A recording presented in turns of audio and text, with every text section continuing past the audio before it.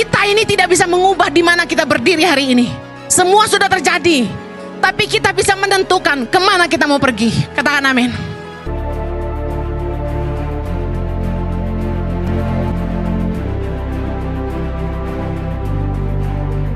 Baik, hari ini saya akan menyampaikan firman Tuhan tentang penderitaan menjadi kemenangan. Penderitaan menjadi kemenangan.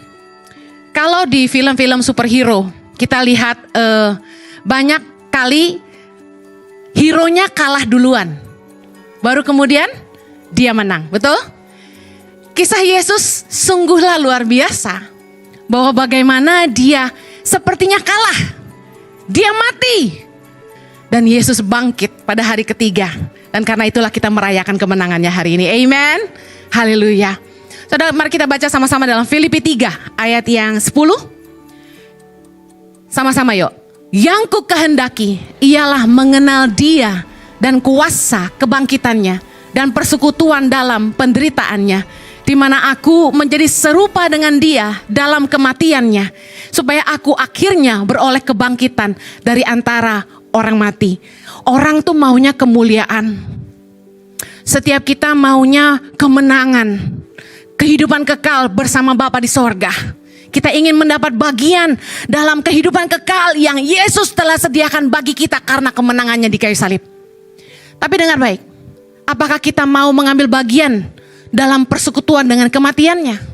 Rasul Paulus banyak kali dalam firman Tuhan mengajar kita bahwa kita akan mengerti kebangkitan kalau kita mau hidup dalam kematian. Apa itu artinya?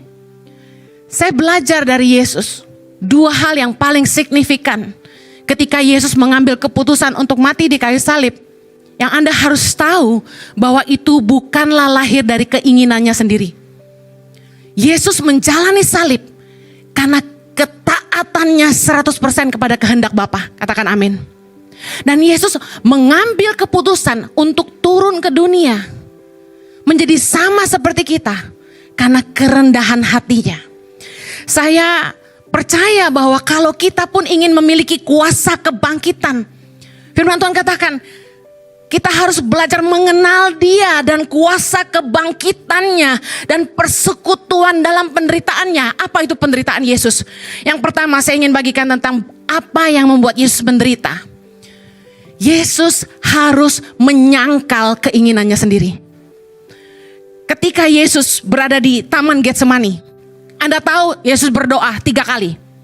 Dalam beberapa kitab di Perjanjian Baru dikatakan Yesus berdoa 3 kali. Apa isi doa Yesus? Bapa, sekiranya cawan ini boleh lalu daripadaku, tapi biarlah bukan kehendakku, melainkan kehendakmu. Kita baca sama-sama Lukas 22. Lukas 22. Saya ingin Anda tahu pengalaman Yesus sesungguhnya. Ya Bapakku, ayat 42. Jikalau engkau mau, ambillah cawan ini daripadaku. Tetapi bukanlah kehendakku, melainkan kehendakmu lah yang terjadi. Yang saya belajar, Yesus itu mengembalikan kepada kehendak Bapa. Tapi sebelumnya dia hanya menghimbau. Jikalau engkau mau, if you are willing, ambillah cawan ini daripadaku. Tetapi bukan kehendakku, tapi kehendakmu. Ayat 44 ada perasaan Yesus yang sesungguhnya sebagai manusia. Ia sangat ketakutan dan makin bersungguh-sungguh berdoa. Peluhnya menjadi seperti titik-titik darah yang bertetesan ke tanah. Menurut Anda, kenapa peluh Yesus jadi seperti darah? Dia stres berat. Siapa yang gak stres mau dihukum mati? Yesus sangat takut sebagai manusia. Natural. Dia merasa takut. Seperti kita. Waktu kita mengalami penderitaan dalam hidup kita. Kita tahu kita akan menghadapi kamar operasi. Kita ketakutan. Kita tidak mau dioperasi. Kita berdoa, Tuhan kalau boleh cawan ini lalu. Sembuhkan aku tanpa operasi. Saya ingat waktu mama saya didiagnosa retinanya hampir lepas. Dokter bilang gini, dalam hitungan jam ibu Anda akan menjadi buta kalau dia tidak dioperasi. Waktu mami saya bawa ke Jakarta Eye Center, mereka sangat sigap minta mama saya segera dioperasi. Saya bilang enggak, tenang dulu. Tenang dulu. Kemudian singkat cerita, karena lebaran, karena Sincia waktu itu, Imlek, dokter banyak yang enggak ada. Sedangkan yang Anda tahu, kita sebagai manusia, operasi itu biasanya ngandalin dokter yang bagus. Makanya orang terbang ke Singapura, orang terbang ke Jepang, ke China. Sementara dokter memberi ultimatum, hitungan jam retinanya lepas, ibu Anda buta. Mama saya sangat ketakutan. Sementara gak ada dokter bagus yang sedang jaga. Dengan sangat terpaksa, mama saya ikut operasi seperti arahan dokter. Dan ditangani oleh dokter yang tidak terlalu ahli. Apa yang terjadi? Operasinya gagal. Tapi waktu mama saya mau masuk ke dalam kamar operasi, mama saya sangat ketakutan. Dia gemetaran, tangannya dingin, keringat bercucuran. Saya pegang tangan mama saya ini cengeng. Saya nggak tahan, saya nangis. Harusnya saya nggak boleh nangis, harusnya saya kasih dia kekuatan. Tapi karena saya juga takut. Apalagi saya tahu dokternya nggak jelas. Saya takut. Kami berdoa, Tuhan, sekiranya boleh, jangan pakai operasi mama sembuh Tuhan. Saya berdoa, Tuhan pakai tangan dokter. Apa yang terjadi? Operasinya gagal. Dengar baik, kadang-kadang dalam hidup ini ada salib-salib yang kita harus hadapi, yang kita gak bisa escape. Anda terlanjur menikah. Dalam pernikahanmu pasanganmu menyalibkan kamu. Anda pikul salib karena Anda tahu sebagai orang Kristen kita gak boleh cerai. Kita harus berjuang. Tapi Bu Heni, saya gak bahagia. Kadang-kadang it's not about what you want. It's about what God wants. Apa yang Tuhan mau buat kamu. Saya ngerti apa yang Yesus alami, rasa takut yang luar biasa. Karena dia tahu dia harus pikul salib, dia harus disiksa. You know, di Taman Getsemani, Yesus bilang gini dalam Matius 26, ayat yang 42, dia bilang gini. Lalu ia pergi untuk kedua kalinya dan berdoa, katanya, ya Bapakku, jikalau cawan ini tidak mungkin lalu, kecuali apabila aku meminumnya, jadilah kehendakmu. Yesus sudah pasrah. Kalau memang gak bisa selain aku harus lewatin, ya udah. Dengar baik. Kalau memang cawan ini gak bisa lalu selain aku meminumnya, terjadilah sesuai kehendakmu. Dengar. Waktu Yesus berjalan menuju Golgota, saya percaya bahwa dalam hati itu dia udah pasrah. Gak punya pilihan. Penderitaan yang dia harus pikul buat kita.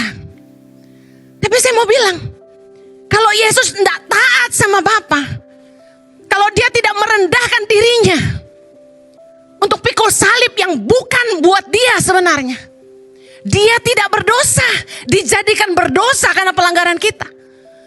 Kalau Yesus tidak merendahkan dirinya pikul salib dan menderita ganti kita, tidak ada kemuliaan yang Bapa berikan kepadanya.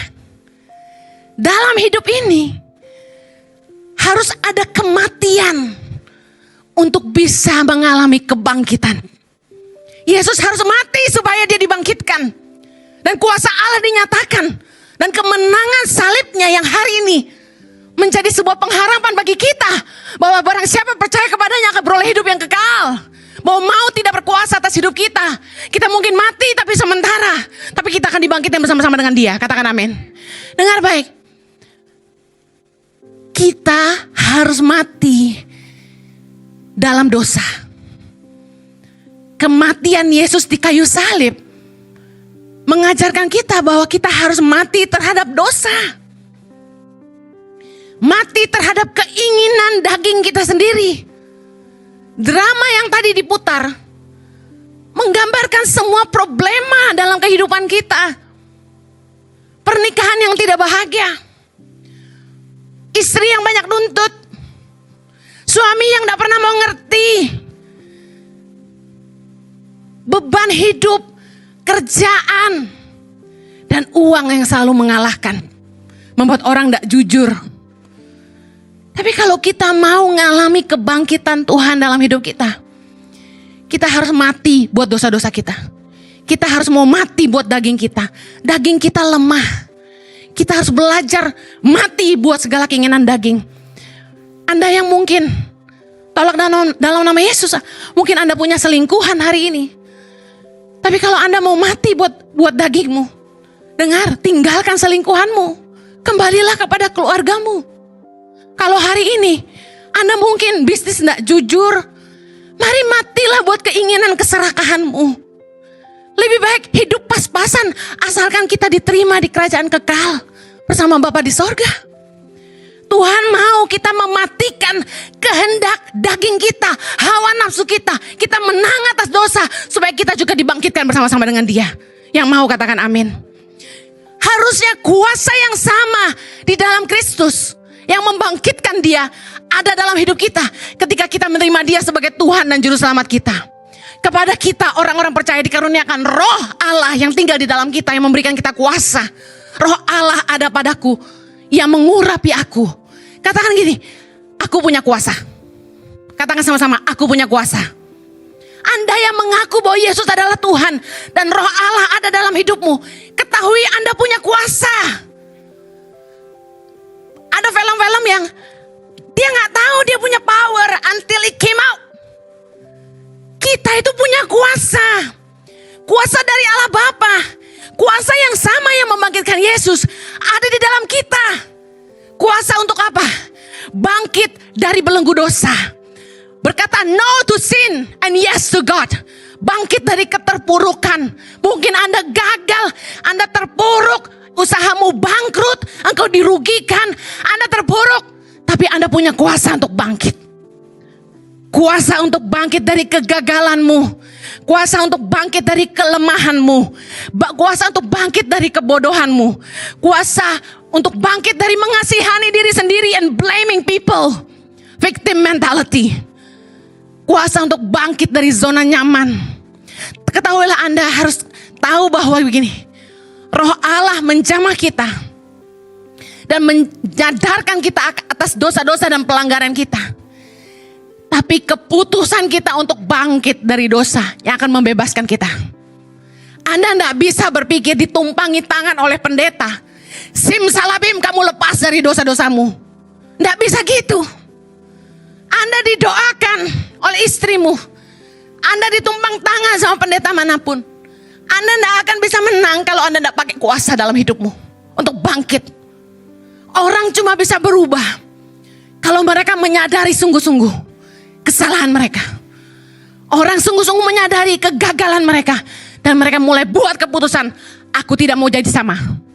I don't want to be the same. Anda tidak bisa dengar firman Tuhan setahun sekali, lalu berpikir Tuhan akan mengubah hidupmu setahun. Anda harus buat keputusan. That's it. Aku mau mati buat dosa. Aku mau hidup bagi Allah. Anda mau lakukan itu? Katakan sama-sama saya, aku mau mati bagi dosa. Aku mau hidup bagi Allah. Kuasa kebangkitan Kristus ada di dalam kita. Dia pasti memampukan kita. Asalkan Anda berkata, saya mau. Use the power in you. Dengar baik. Dalam hidup kita ini, kita pasti punya salib. Setiap kita punya salib. Salib Anda berbeda dengan salib saya. Salib kita semua berbeda. Mungkin salib Anda adalah penyakit yang menahun. Mungkin salib Anda dilahirkan tidak sempurna. Mungkin salib Anda tidak pernah kaya. Mungkin salib Anda ditelantarkan orang tua. Mungkin salib Anda diperlakukan dengan tidak adil oleh orang-orang di hidup Anda. Mungkin salib Anda punya pemimpin yang tidak baik. Mungkin salib Anda punya pasangan yang tidak baik. Mungkin salib Anda punya anak yang tidak baik. Dalam hidup setiap kita punya salib. Tapi dengar baik. Di dalam setiap salib yang Tuhan izinkan kita pikul, Yesus berkata dalam firman Tuhan. Yesus berkata, Matius 16 ayat 24. Setiap orang yang mau mengikut aku, ia harus menyangkal dirinya, memikul salibnya, dan mengikut aku. Menyangkal dirinya, bicara soal tidak ngikuti apa yang kita mau, tapi apa yang kehendak Tuhan mau. Menyangkal diri bicara gini, bukan apa yang aku mau, tapi apa kata firman Tuhan buat aku.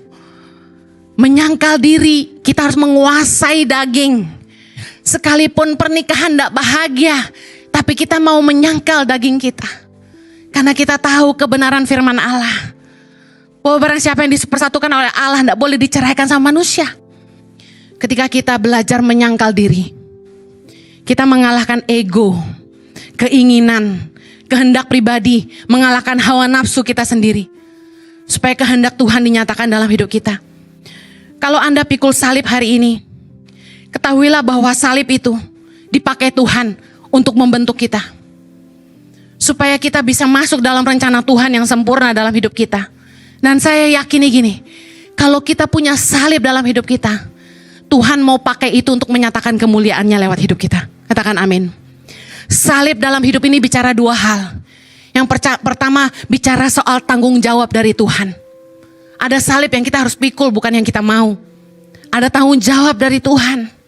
Yang kedua, salib bicara soal penderitaan atau ujian hidup. Banyak dari kita tidak bisa lepas dari itu, tapi kita tahu Tuhan mau kita melewati itu. 1 Korintus 15 ayat 43 bilang gini, ditaburkan dalam kehinaan, dibangkitkan dalam kemuliaan. Ditaburkan dalam kelemahan, dibangkitkan dalam kekuatan. Perhatikan ayat ini baik-baik. Bahwa ketika kita mati, kita terhina, Tuhan akan membangkitkan kita jadi mulia. Ketika kita disalibkan dalam kelemahan, kita punya kelemahan, dan kita mau ikut kehendak Bapa, kita akan dibangkitkan dalam kekuatan. God can turn your misery to be your victory. Tuhan sanggup dengan kuasanya mengubah penderitaanmu jadi kemenanganmu. Katakan amin. Saya terlahir di keluarga yang kacau balau, yang sampai hari ini membuat saya sangat-sangat kecil hati. Ketika orang mulai bilang begini, buah jatuh gak jauh dari pohonnya. Peribahasa bukan? Kemudian orang bilang gini, kalau cari mantu harus lihat bibit, bebet, bobotnya. Dua peribahasa ini memang benar adanya. Tetapi buat saya sangatlah menyakitkan. Karena saya tidak bisa pilih saya lahir di keluarga seperti apa. Saya tidak bisa pilih orang tua saya. Tapi orang menghakimi kita dengan dua peribahasa itu. Kalau papa mamanya begitu, dia juga begitu. Saya kasih tahu, ditaburkan dalam kehinaan, dibangkitkan dalam kemuliaan. Tuhan itu bisa mengubah penderitaan kita jadi kemuliaan dan kemenangan bagi kita. Amen. Waktu saya mau sekolah tidak bisa, tidak ada biaya. Saya berjuang, saya mengejar cita-cita saya sekolah, saya pakai sedaya upaya. Saya tinggal di ruang tamu, saya masak, saya jualan, saya kerja sampai malam, lelah sambil kuliah. Tapi hari ini Tuhan memakai penderitaan saya sehingga saya punya kepedulian buat anak-anak yang gak bisa sekolah. Sehingga hari ini Tuhan boleh memakai tangan pengharapan untuk menolong lebih dari 10.000 anak di Indonesia. Amen. Dengar baik. Penderitaanmu bisa dipakai Tuhan dengan kuasanya untuk menjadi kemuliaanmu. Masa lalumu yang buruk bisa Tuhan pakai untuk membuat kamu berdiri dan mempermuliakan namanya. Mungkin Anda punya masa lalu yang gagal. Mungkin Anda punya pernikahan yang gagal. Mungkin dulu Anda seorang drug addict. Dulu mungkin Anda tukang judi, tukang mabuk. Tapi kalau engkau mau bangkit dan pakai kuasa yang ada dalam hidupmu dan menyatakan kemuliaannya, Tuhan bisa pakai hidupmu. Amen. Kita ini tidak bisa mengubah di mana kita berdiri hari ini. All is done. Semua sudah terjadi. Nasi sudah jadi bubur. Pernikahan sudah gagal. Hidup sudah hancur. Kita tidak bisa mengubah di mana kita berdiri hari ini. Tapi kita bisa menentukan kemana kita mau pergi. Katakan amin. Mari pakai kuasa Tuhan dalam hidupmu untuk bangkit. Jangan terpuruk, jangan tertunduk. Kamu mungkin gagal dalam pernikahan. Kamu mungkin gagal dalam hubungan. Kamu mungkin hancurkan hidupmu waktu kamu muda. Tapi dengar baik, orang-orang yang pernah gagal dalam hidupnya haruslah jadi pahlawan bagi orang-orang lain yang membutuhkan mereka. Amen. Kita lihat dengan mata kepala orang-orang yang dulunya miskin. Hari ini mereka nolong banyak orang miskin. Orang-orang yang mungkin mereka dulu drug addicts. Mereka bikin pelayanan-pelayanan yang menolong orang-orang untuk lepas dari narkoba. Orang-orang yang pernah di penjara, mereka sekarang bikin pelayanan di penjara. Orang-orang yang pernah di abuse sexually, mereka sekarang punya pelayanan sex trafficking. Orang-orang yang pernah mengalami sakit kanker dan mereka jadi cancer survival, mereka hari ini menolong banyak anak-anak yang kena kanker dan tidak punya biaya. Saya kasih tahu, Tuhan bisa pakai kelemahan kita, penderitaan kita, masa lalu kita yang buruk untuk menyatakan kemuliaannya. Katakan amin. Aku punya kuasa untuk memberitakan kabar baik kepada orang-orang miskin. Katakan sama-sama, Roh Tuhan Allah ada padaku.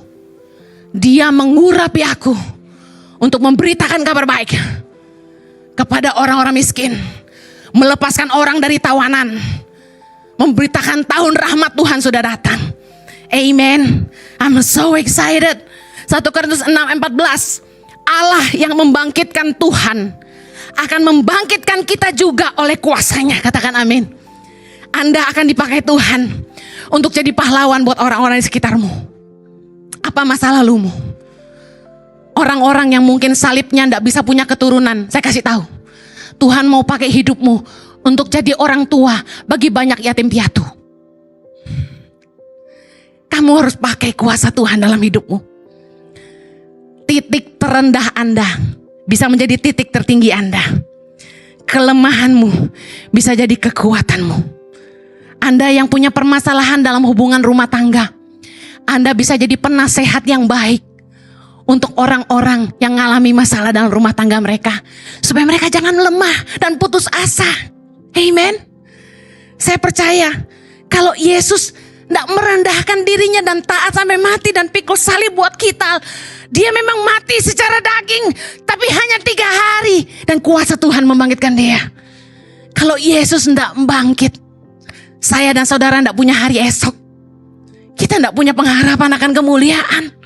Kita tidak tahu kalau kita mati nanti kita kemana. Tapi saya bersyukur karena dia mati, lalu dia bangkit. Kita hari ini punya pengharapan akan hidup kekal bersama dengan dia. Yang percaya katakan amin. Mari pakai kuasa Tuhan dalam hidupmu.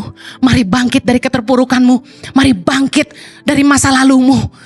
Mari bangkit bersama dengan Tuhan. Jadilah pahlawan-pahlawan iman yang menyatakan kemuliaan Tuhan. Salib yang kita pikul adalah untuk membentuk kita menjadi sempurna seperti dia. Dan supaya kita hidup di dalam kehendaknya yang sempurna bagi kita. Menyatakan kemuliaan Allah di dalam hidup kita. Amen. Berapa banyak saudara yang mau dipakai Tuhan dalam kuasa kebangkitannya? Katakan, Tuhan pakai aku menyatakan kemuliaan-Mu. There is no glory without cross. Mari kita berdoa. Bapa di surga, kami bersyukur karena Engkau sendiri yang menyatakan pribadi-Mu kepada kami. Sebagai Tuhan yang penuh kasih, Tuhan yang berlimpah kasih karunia, yang memilih untuk turun ke dunia. Engkau melepaskan segala kemuliaan dan kuasa-Mu dan merendahkan diri-Mu menjadi sama seperti kami ciptaan-Mu. Dan Engkau taat sampai mati di kayu salib untuk menebus segala dosa dan pelanggaran kami. Engkau mati bukan karena dosa-Mu, Engkau mati karena dosa kami. Tuhan, kalau Tuhan gak pernah mati buat kami gak tahu bagaimana kami mau menang atas dosa-dosa kami. Kami gak tahu bagaimana kami bisa mengalahkan daging kami, Tuhan. Tuhan, kami bersyukur kami punya Allah yang penuh kasih, yang mengampuni segala dosa dan pelanggaran kami. Bapa, kami percaya bahwa kuasa kebangkitan-Mu masih bekerja di tengah-tengah kami. Bangkitkan kami, Tuhan, anak-anak-Mu di tempat ini. Bangkitkan iman kami, supaya kami boleh memakai kuasa itu untuk bangkit dari keterpurukan kami, bangkit dari penderitaan kami, dan menatap masa depan yang penuh dengan pengharapan. karena Engkau telah memberikan kepada kami kemenangan. Terima kasih. Tolong umat-Mu dalam permasalahan pergumulan mereka masing-masing. Tuhan buka jalan, Tuhan berikan kemenangan. Bahkan kami berdoa mereka yang sakit Tuhan sembuhkan. Kiranya Tuhan, bila cawan itu tidak boleh lalu, biar Tuhan oleh penyakit itu Tuhan dipermuliakan. Tuhan, kami berdoa, kami yang mungkin mengalami usaha kesusahan dalam keuangan, Tuhan nyatakan kemuliaan-Mu. Kami percaya kami punya Jehovah Jireh, Allah yang menyediakan segala yang kami butuhkan. Kami percaya Engkaulah Jehovah Nisi, panji-panji kemenangan kami. Berdoa umat-Mu Tuhan hidup berkemenangan, karena Yesus Kristus Tuhan telah mati dan bangkit bagi kami. Di dalam nama Yesus kami berdoa. Amen.